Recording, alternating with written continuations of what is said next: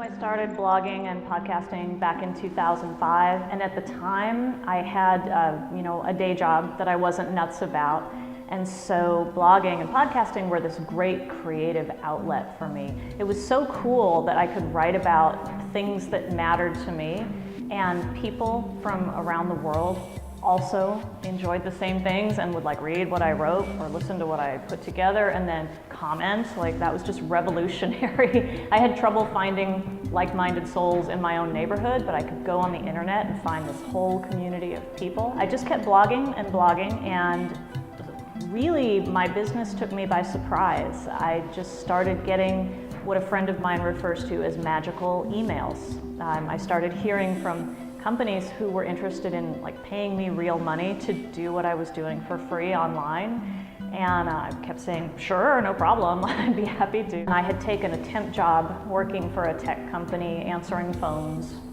And so I would spend half of my day sort of mired in this weird cubicle land, and then I would spend the other half of my day doing my own thing. And my partner's been self-employed for many years too, and he works from home. So I would come home from this temp job and just be all up in arms and, oh, this is horrible and yada yada, and then I'd settle in and do my own work and I'd calm down. And he actually was the catalyst for my going all the way self-employed. He just looked at me one day and he's like, so when are you gonna quit that job? He says, it's clearly not doing you any good to sort of nurse this part-time income. Maybe you should just take the leap and see what else happens. I'm a big believer in playing it safe and making sure you have some base to land on, but I'm also a big believer that you have to create a space in your life for your business to grow, and that if you're overcrowding your life, you may not be able to actually manifest what you need to manifest.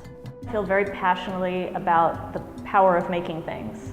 I really believe that any human being needs to make something or other, whether that be a craft or a pot of stew or a divan or whatever it is. I think we just all need to be creative, and I'm a huge fan of anything that helps people connect to that creative impulse.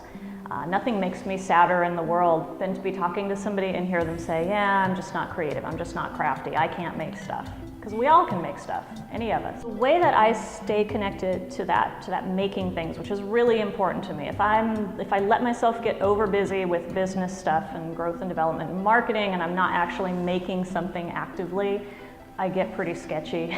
I get pretty short-tempered, and so I try to make sure, at least at the end of every day, no matter how tired I am, I sit down with a little crochet, or I sit down with a little sewing, or I always have several little ongoing projects that are just there for me to sort of work with my hands and calm my mind.